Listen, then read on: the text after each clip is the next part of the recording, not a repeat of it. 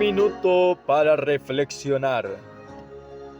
En esta mañana, cuando la voz de la conciencia está por apagarse, muchas veces preguntamos, ¿a dónde está la respuesta?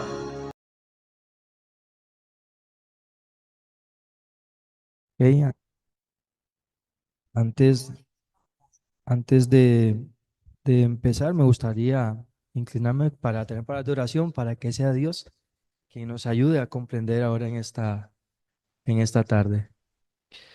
Padre y amantísimo Dios, gracias porque nos permite estar de rodillas delante de tu presencia para poder comprender, Señor, cuál es tu buena voluntad para nosotros.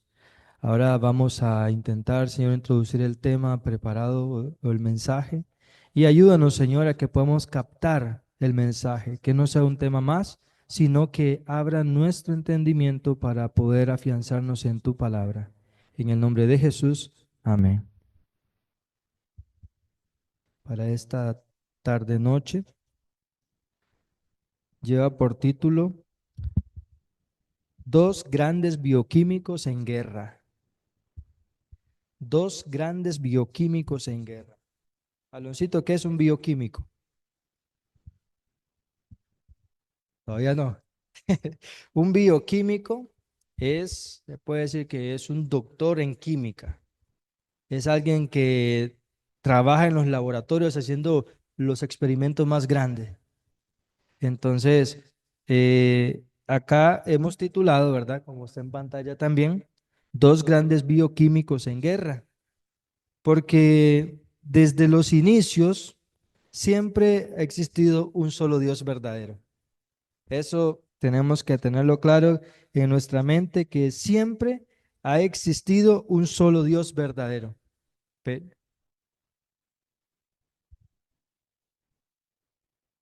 Sí, es correcto. Con solo los que dicen ser ateos y que pretenden negar la existencia de algo que existe. Entonces, en esta ocasión, ¿verdad?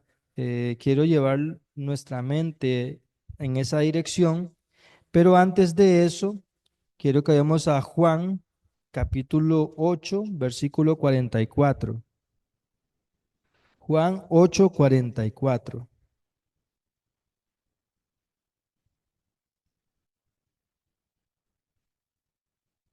Juan 8, 44. Y dice de esta manera: Vosotros sois de vuestro padre el diablo, y los deseos de vuestro padre queréis hacer. Él ha sido homicida desde el principio y no ha permanecido en la verdad, porque no hay verdad en él. Cuando habla mentira, de lo suyo habla, pues es mentiroso y padre de mentira. Estábamos diciendo al inicio de que tenemos a un solo Dios verdadero, pero acá nos está diciendo que tenemos también, digamos, no a nosotros, sino al que elige ese camino, dice que es hijo del diablo también. O sea, quiere decir de que hay otro poder que también reclama a la creación como propia, como suya. Entonces, pero nosotros si vamos a Génesis capítulo uno, Génesis capítulo uno,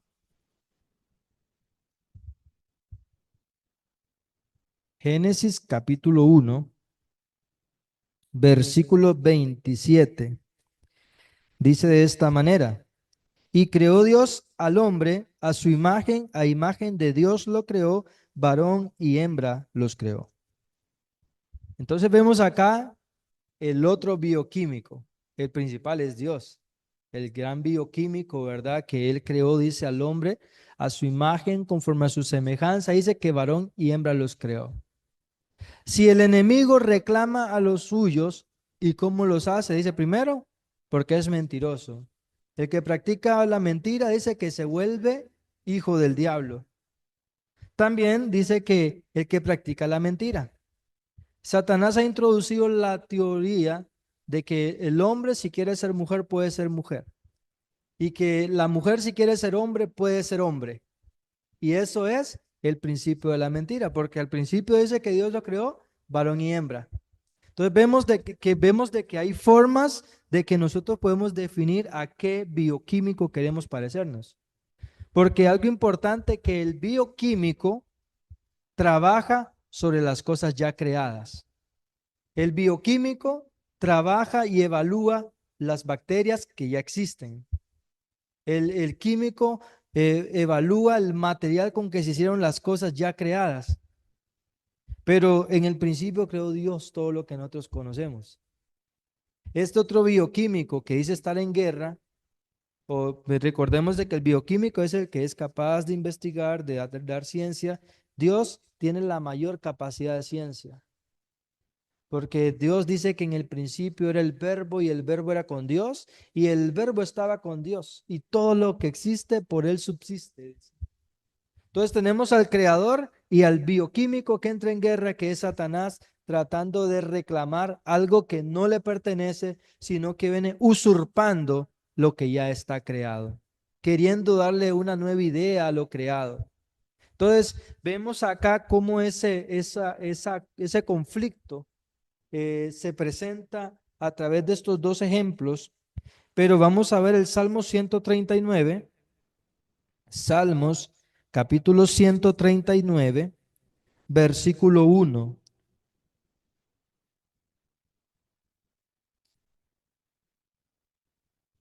Porque le recordemos, la función del químico, del bioquímico, es examinar lo ya creado. Entonces dice el Salmo 139, versículo 1, Jehová, tú me has examinado y conocido. Entonces vemos de que cuando la creación se deterioró por medio de Adán y Eva tomaron sus decisiones, ahora a Dios también le corresponde examinar aún lo que Él ya había creado. Entonces vemos que por eso el nombre del tema en esta hora es dos grandes bioquímicos en guerra.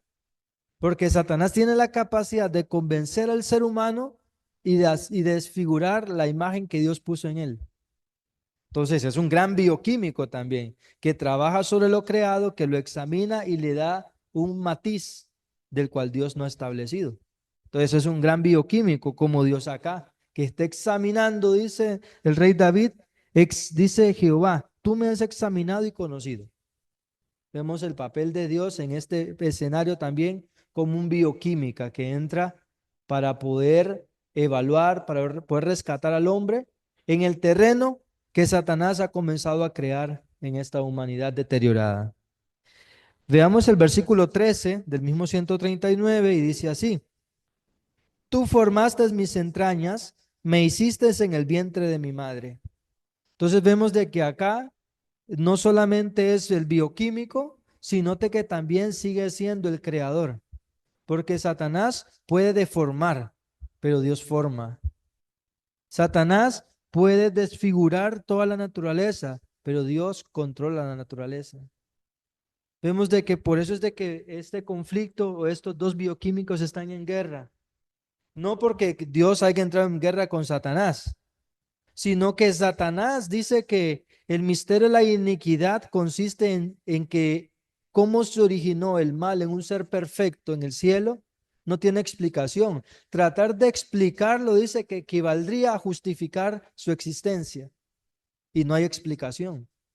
Entonces no se sabe cómo se levantó ese odio satánico contra Dios, porque lo primero que Dios creó no fue a Satanás, fue a Luzbel o Lucifer. Pero Luzbel dice que la primera evolución que tiene se convierte en diablo, que diablo en el griego original es difamador. Comenzó su guerra difamando a Dios. Y una vez que él comienza esa estrategia, se convierte en Absatán, que es el enemigo de Dios. Entonces vemos cómo esta característica es el enemigo contra Dios, no Dios contra el enemigo. Pero al ver cómo están las situaciones al nivel del cosmos, Dios tiene que comenzar a ejecutar su proceder, tratar de enmendar lo que el enemigo ha deteriorado. Y veamos lo que dice el versículo 15 y 16. Dice, no fue encubierto de ti mi cuerpo aunque en oculto fui formado y entretejido en lo más profundo de la tierra. Versículo 16. Mi embrión vieron tus ojos y en tu libro estaban escritas todas aquellas cosas que fueron luego formadas, sin faltar ni una de ellas. Entonces vemos que Dios viene como ese, le deja que mate a Satanás y con esas palabras le dice, yo soy el creador, yo soy el bioquímico, yo soy el formador, yo soy el redentor. En contraposición, Dios no te fuerza, Satanás sí te fuerza. Satanás trata de desviar tu mente. Dios desea que en tu mente haya claridad. Vemos de que por eso hay una guerra, contraste, porque tenemos que aprender a distinguir y eso solamente es con la ayuda de Dios. Entonces, cada detalle de lo creado fue establecido por Dios, porque ese antes de que fueran formadas, tú ya las tenías escritas en tu libro. Tenemos al Dios que todo lo sabe, a Dios que todo lo entiende. Entonces, quiero entrar en el versículo de Mateo. Vamos a ir a Mateo capítulo 12, versículos 24 al 25. Mateo capítulo 12, 24 al 25 dice de esta manera. Pero los fariseos, al oírlo, decían, este no echa fuera los demonios, sino por Belcebú, príncipe de los demonios. Sabiendo Jesús los pensamientos de ellos, les dijo, todo reino dividido contra sí mismo es asolado, y ninguna ciudad o casa dividida contra sí misma permanecerá. Dios tiene el control de todo, pero aún con todo eso entra en el juego Satanás porque dice que acá nos dice el versículo, vamos a ver, el versículo 25, todo reino dividido contra sí mismo es asolado. De cierta manera, Dios está reconociendo que por temporadas, por momentos, según las decisiones de los hombres, Satanás, este mundo, lo reclama como su reino.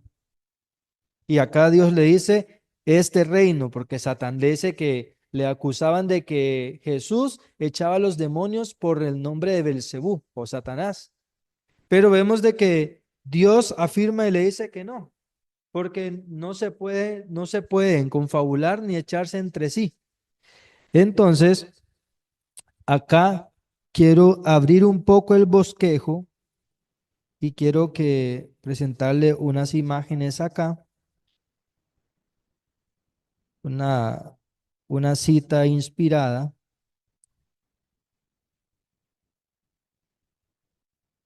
Esto está en Mensajes Selectos, tomo 2, la página, les indico la página 28, párrafo 1, y dice de esta manera, nuestro pueblo necesita comprender cuáles son las razones de nuestra fe y nuestra experiencia pasada. Acá yo los traje desde el jardín del Edén, los llevé un poco al cielo, cómo se origina la guerra.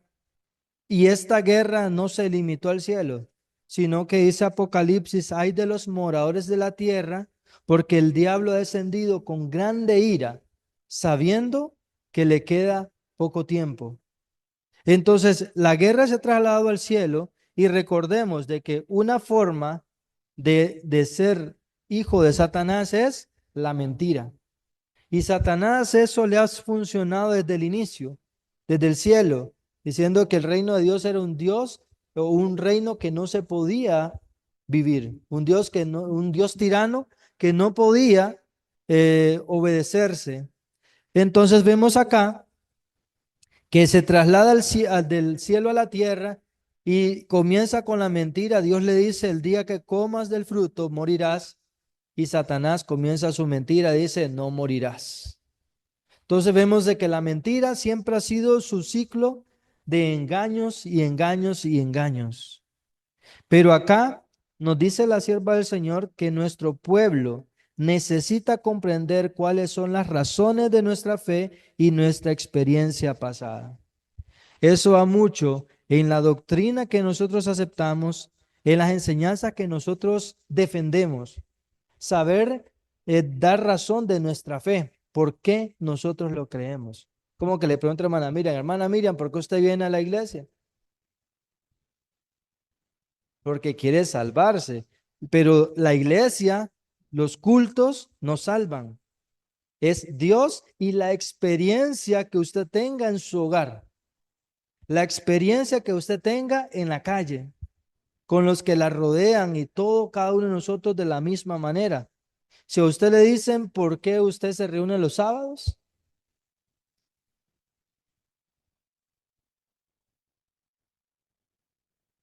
ok, dice que porque le gusta y porque le gusta adorar a Dios. Pero si alguien le dice, no, es que el sábado no es el día del Señor, ¿usted podría defender su fe? Ok, entonces, pero vamos a que tenemos que dar razón de nuestra fe. Y dice acá, cuán triste es que tanto de sus miembros coloquen una confianza ilimitada en hombres que presentan teorías que tienden a desarraigar nuestra experiencia del pasado y a eliminar los hitos antiguos. Acá tenemos que entender de que el Señor nos está llamando a que las enseñanzas de cómo se originó la iglesia adventista debería estar fresca en nuestra mente. Pero muchas personas son inscritas en el libro de la iglesia sin conocer cuáles eran los mensajes que comenzaron la iglesia adventista el séptimo día. Ahora se predica sobre reforma pro salud, sobre una alimentación más adecuada y se piensa que es fanatismo o extremismo.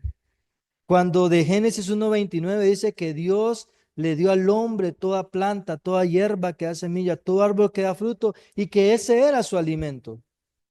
La iglesia adventista de sus inicios en 1865 se le dio el mensaje de la reforma pro salud. Es uno de los pilares, de uno de los hitos que deberían mantenerse. Otro mensaje que se le dio fue que el pueblo de Dios no debería vivir hacinados en las ciudades. Deberían de, en la medida de lo posible, vivir en ciudades pequeñas, pero en la medida de lo posible vivir en los lugares alejados de las ciudades. Nosotros vemos ahorita lo que está pasando en Los Ángeles, California, cómo eso está arrasando y sigue arrasando, ¿verdad? El fuego. ¿Y por qué? Porque el plan de Dios no era que el hombre viviera en la ciudad. Pero ahora si usted predica el tema de salida al campo, igual se le tacha de extremista, de alarmista, y que ese no fue el mensaje que debería llevarse a las personas porque se llenan de miedo y de temor.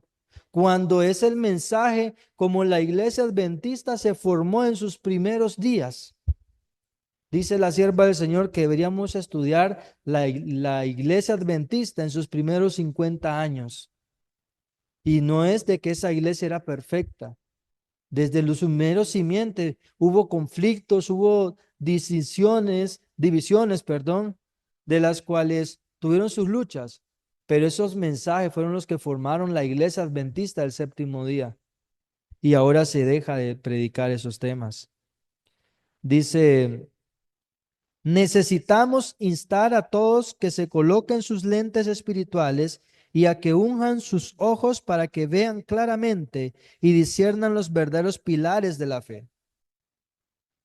Porque si nos preguntan cuáles son los pilares de nuestra fe, tal vez si nos cierran el templo, nos cierran la iglesia, no sabríamos cómo identificarnos en el mundo muchas veces porque no sabemos cuáles son nuestros pilares que mantienen nuestra fe. Cuando los pilares de la fe es la segunda venida de Cristo, la exaltada ley de Dios y eterna, el pronto regreso de Cristo, la verdad del sábado, esas son pilares que no habrían de irse de nuestra mente, pero muy poco comprendemos eso. Y ahora, parte de nuestras doctrinas. Si yo le hiciera la pregunta a usted, a mi hermano que me está escuchando aquí o los que están en Zoom, la doctrina de la Trinidad, ¿usted cree que fueron de los primeros inicios de la iglesia adventista? ¿Qué diría usted, hermano Frank? La doctrina de la Trinidad. En sus inicios, como comenzó la iglesia adventista, ¿será que la doctrina de la Trinidad era uno de los pilares fundamentales que la iglesia adventista defendía?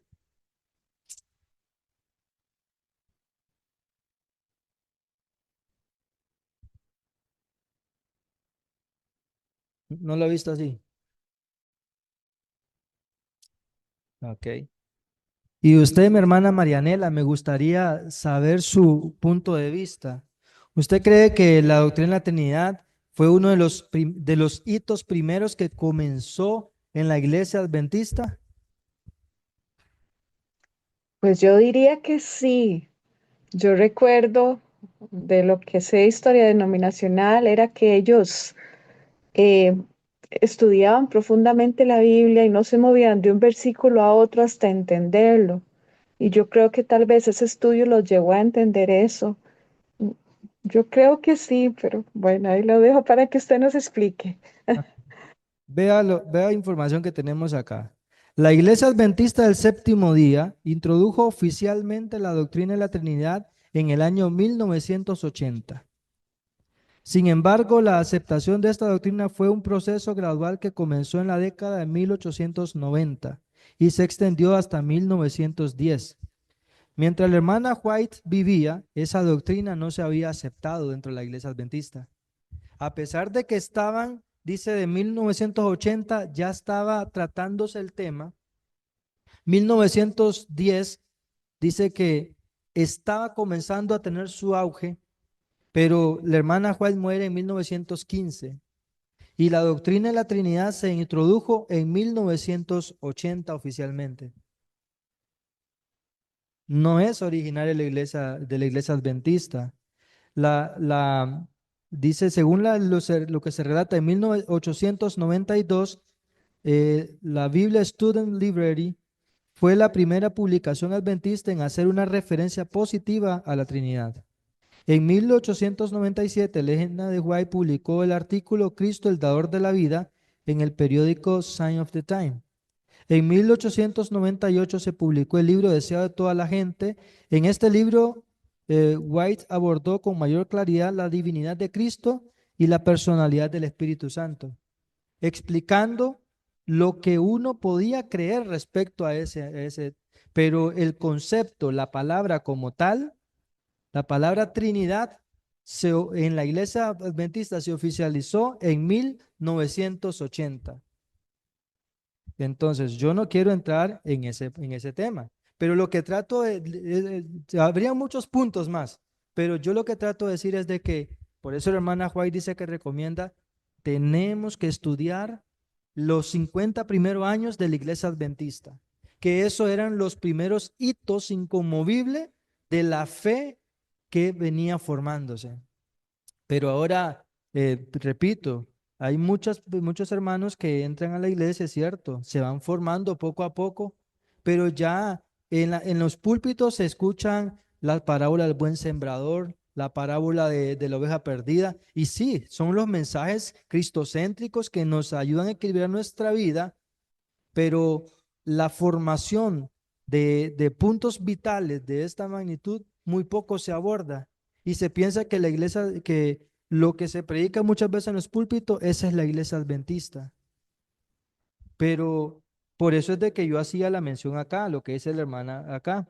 Dice, nuestro pueblo necesita comprender cuáles son las razones de nuestra fe y nuestra experiencia pasada. Porque si van a levantar, dice acá, cuán triste es que tanto de sus miembros coloquen una confianza ilimitada en hombres que presentan teorías que tienden a desarraigar nuestra experiencia del pasado y a eliminar los hitos antiguos. Aquellos que con tanta facilidad pueden ser conducidos por un espíritu falso, demuestran que durante algún tiempo han estado siguiendo al capitán equivocado y lo han hecho por tanto tiempo que ya no disciernen que se están alejando de la fe o que ya no están edificando sobre un fundamento firme. Es tremenda esa cita, tremenda, porque repetimos y repetimos y no nos vamos a profundizar como los de Berea. Acá nos dice, este es un capítulo que se llama El fanatismo de los comienzos se repetirá. Es el capítulo 2 de Mensaje Selecto. Porque la misma historia que vivió el adventismo en los tiempos pasados, los mismos engaños dice que iban a venir uno tras otro. Usted estaba acá cuando presentó el hermano Luis ayer sobre la cita de la hermana White que el hijo le aconsejó que leyera el libro de Kellogg's. Hablaba sobre la divinidad de Cristo. En ese momento fue en 1889 más o menos. En ese momento estuvo a punto de darse la ley dominical en los Estados Unidos. En ese momento se estaba comenzando a predicar la justificación por la fe y el mensaje de los tres ángeles con fuerza. Se puede decir que en el adventismo esos eran los primeros rayos de lluvia temprana que estaban cayendo. Y dice que la historia se volvería a repetir para este tiempo. Entonces, continúo acá. Dice, hemos llegado a un tiempo cuando hay que llamar a las cosas por su nombre verdadero. Tal como lo hicimos en los primeros días, debemos levantarnos ahora, dirigidos por el Espíritu de Dios, para censurar la obra de engaño. Algunos que ocupan cargos importantes en la obra de Dios están impartiendo enseñanzas similares a las que tuvimos que combatir después de 1844. No crean que los primeros días de la iglesia adventista fue fácil. Dice que comenzó, aquí el capítulo que pasa que no traje todas las citas, pero acá dice que dentro del mismo de la iglesia adventista hubieron personas que creían en la manifestación del Espíritu Santo, tirándose al piso y dando vueltas como trompo. Decía que esa era la manifestación que tenía que vivirse en el adventismo, si no, no era real. Y contra eso la hermana White, Jaime White y los demás tuvieron que enfrentar esos eventos. Entonces, sí, no, es correcto, digamos. Antes de que una persona vaya a equivocarse por doctrina y ser inducido a un error, el Señor puede llevarlo al descanso para que no haya daño a la fe. Y por el mismo amor que él tiene a esta persona para que no desvíe más sus pasos. Entonces, el Señor tiene resguardada su iglesia, ¿verdad? De muchas maneras. Me gustaría compartir algunos aspectos acá, solamente a mención nada más, y eso está en Mateo capítulo 24. Mateo 24, porque, como repito, estoy llevando una estructura de las cosas pasadas, de cómo nos puede impactar a nosotros a nuestro tiempo presente. Mateo 24, versículos, el 8 primeramente, dice así. Pero todo esto es solo principio de dolores. Versículo 9. Entonces os entregarán a tribulación, os matarán y seréis odiados por todos por causa de mi nombre. Si nosotros vamos leyendo en escala, como que la cosa se va poniendo presión y presión, porque pensamos de que esto fue para los discípulos, que los sacaron de las sinagogas, que los sacaron ya no podían reunirse. Tal vez hoy en la actualidad no hay tanto impacto en analizar esto, pero en el tiempo de los apóstoles, no pertenecer a alguna sinagoga era tener una vida vacía para ellos, era como ser eliminados de la sociedad, para ellos era una represión total. Es como que a usted le dijeran, no venga más a la iglesia.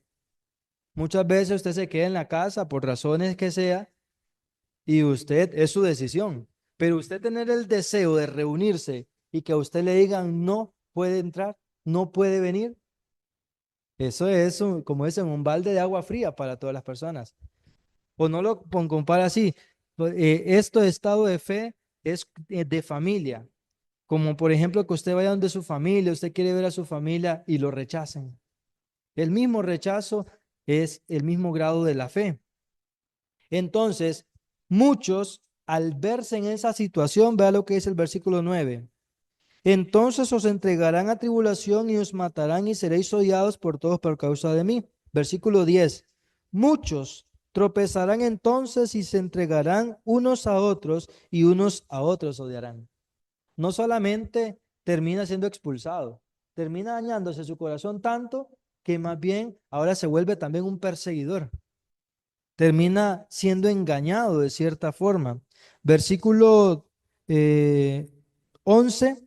Muchos falsos profetas se levantarán y engañarán a muchos.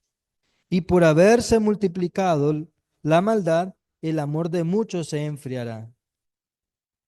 Versículo 13. Pero el que persevere hasta el fin, éste será salvo.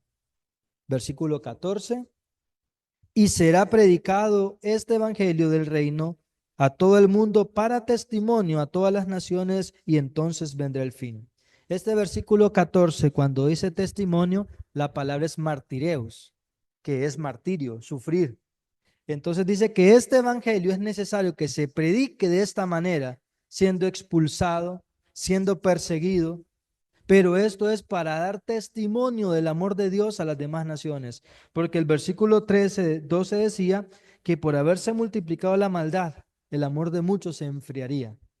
Entonces, al ver la reacción de estas personas que vituperadas, insultadas, perseguidas, de todos los sentidos, al ver la reacción como los mártires de la antigüedad, dice que el amor de muchos se volverá a encender. Eso va a ser parte del testimonio. Como decía mi hermano Fran, esta persona que iba a predicar un error, pero Dios lo mandó al descanso antes de. Entonces, muchas de estas personas van a preferir dar la vida por amor de Cristo y van a ser, dice que van a ser por decirlo, el piso donde la fe va a comenzar a caminar más pura. Entonces, versículo 15 termina diciendo, por tanto, cuando veáis en el lugar santo la abominación desoladora del que habló el profeta Daniel, el que lea entienda. Acá nos está hablando que este punto, el versículo 15, de la abominación desoladora es la imposición futura de la ley dominical. Pero antes que llegue ese tiempo, este recorrido que se vio acá tiene que volverse a repetir, porque esta profecía, mucha de ella se cumplió antes de la destrucción de Jerusalén, para el año 70. Los mártires, los martirios de los apóstoles, fueron expulsados de sus sinagogas, fueron perseguidos, vituperiados, el amor se enfrió, pero el evangelio se predicó y vino la impostura del imperio romano a destruir Jerusalén. Pero esta historia se va a volver a repetir en nuestro tiempo. Ya se va a volver a repetir, obviamente, el versículo 24 en adelante, sí, donde ya habla, dice, orad pues que vuestro día no sea en invierno ni en sábado, y comienza a hablar de lo que nosotros nos vamos a ver para el futuro. Nuevamente los falsos cristos saliendo, engañando a las naciones y todo lo demás. Pero antes de que venga ley dominical o a través del proceso de ley dominical, muchas personas por llamar, como decía la hermana White acá en la lectura que vimos anteriormente, a ver si la encuentro acá, decía, vamos a ver, hemos llegado a un tiempo cuando hay que llamarla a las cosas por su verdadero nombre. Dice que lo que traerá el zarandeo a la iglesia y persecución va a ser hombres valientes que se van a levantar y a llamar el pecado por su nombre. Y eso va a traer zarandeo, persecución. Dice la hermana White, ¿por qué hoy por hoy la persecución parece adormecida? Predíquese la verdad e inmediatamente se levantará la oposición, dice. No es que nos guste ser odiados, no es que estamos buscando palabras ofensivas para que nos odien y nos expulsen. Pero cuando se comienza a predicar los primeros 50 años de la iglesia adventista, como debe ser, o la primera fe de los mártires, de los apóstoles de Jesús, nos van a comenzar a tratar igual que a ellos. Pero de menos, el mundo ama lo suyo. No hay diferencia, seguimos igual. Entonces dice, tal como lo hicimos en los primeros días, debemos levantarnos ahora, dirigidos por el Espíritu de Dios. No es que nos vamos a levantar a nuestro gusto, dirigidos por el Espíritu de Dios para censurar la obra de engaño. Si usted se va a levantar y usted va a levantar la voz, dice que hay dos momentos que uno tiene que alzar la voz para salvar a alguien. ¿Cuál era la otra? Ahorita solo me acuerdo de eso. Dice que uno alza la voz solamente si es para salvar a alguien. Mira, te vas a caer ahí. Entonces uno grita, pero de menos usted no tiene que alzar la voz en ese sentido. Entonces, para censurar la obra de engaño, dice que tenemos que empezar a levantar nuestra voz. Y quiero nada más relatar unas cuantas cosas acá. Ya me quedan 5 minutos para...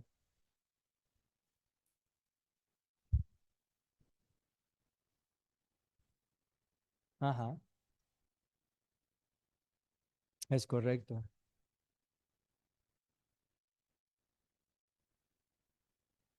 Recibí azote. Es que dice, Jerusalén, Jerusalén, tú que matas a los profetas y apedreas a los que son enviados a ti. En la vida de Jesús es que siempre ha sido lo mismo. Entonces, va a ser lo mismo.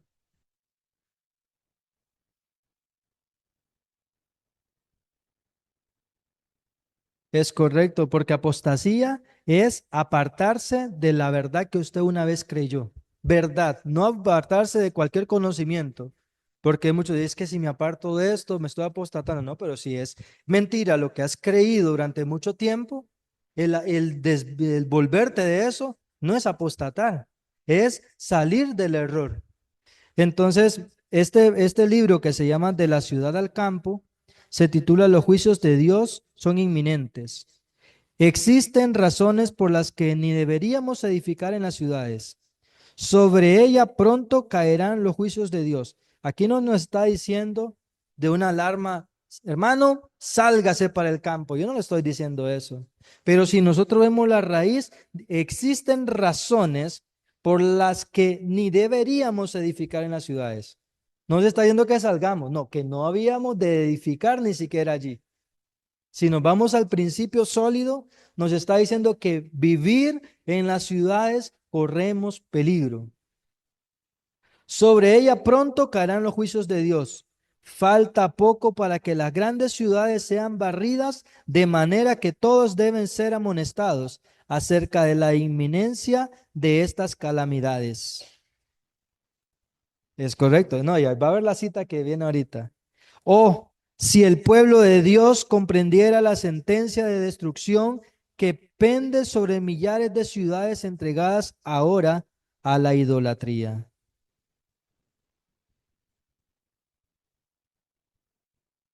Acá.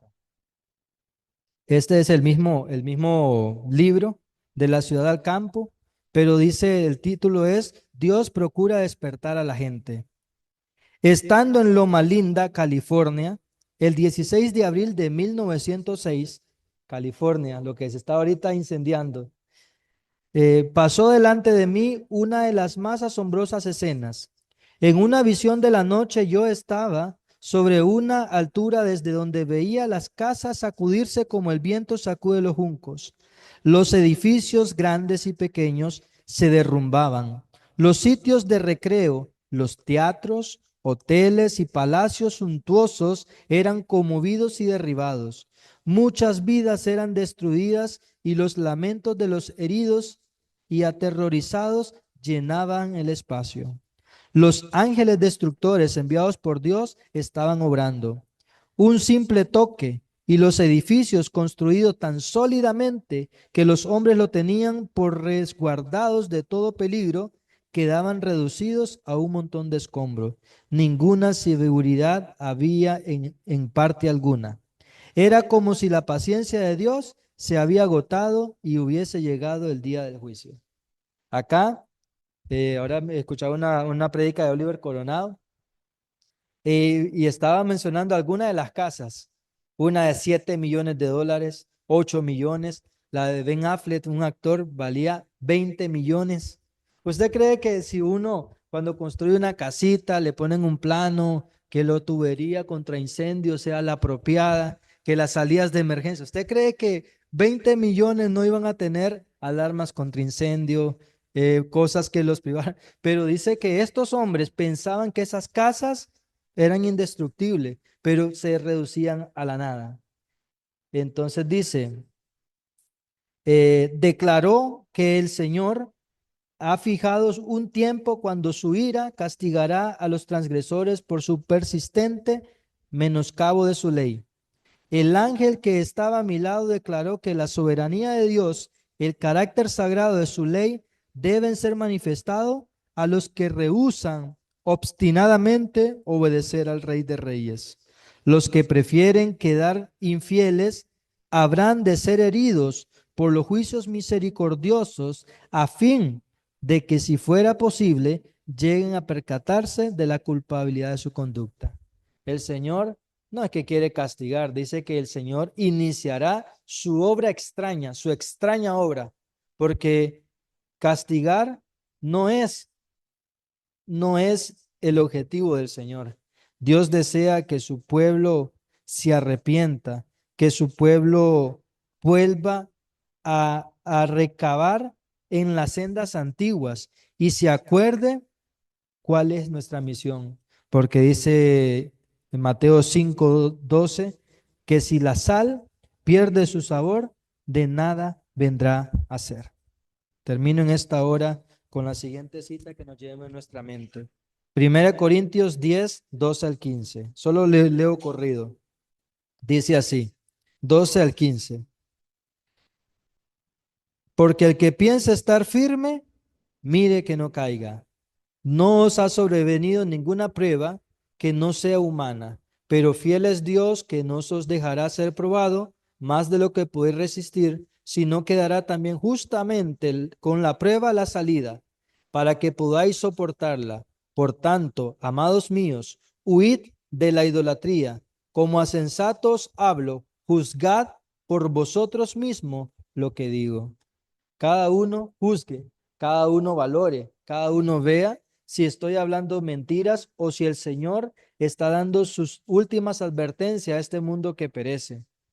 El mundo sumido en la idolatría, y si nosotros estamos también en la misma situación, Dios pronto va a zarandear nuestra vida para hacernos despertar y tal vez así nosotros ver nuestra necesidad de corrección.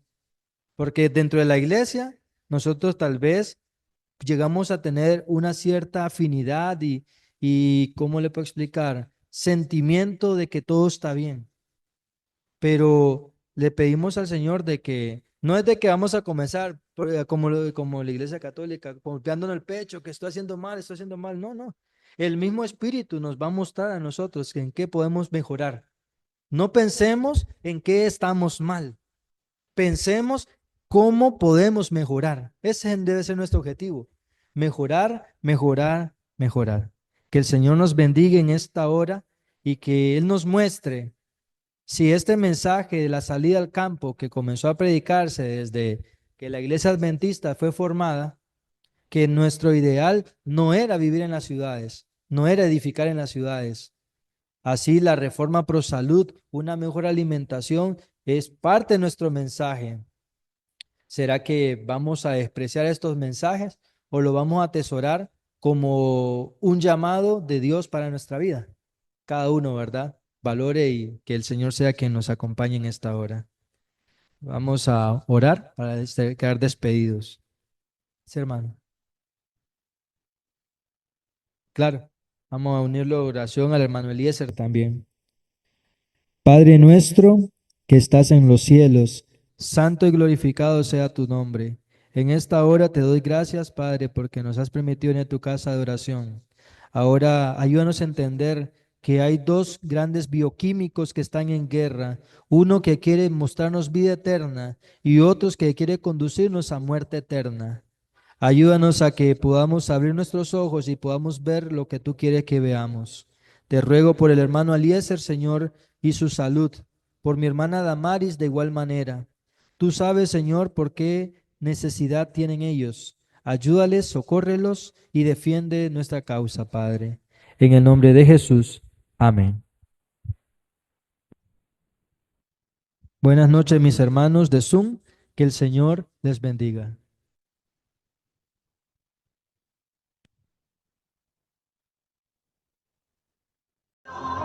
Maranatha, Cristo viene, falta poco para nuestra redención.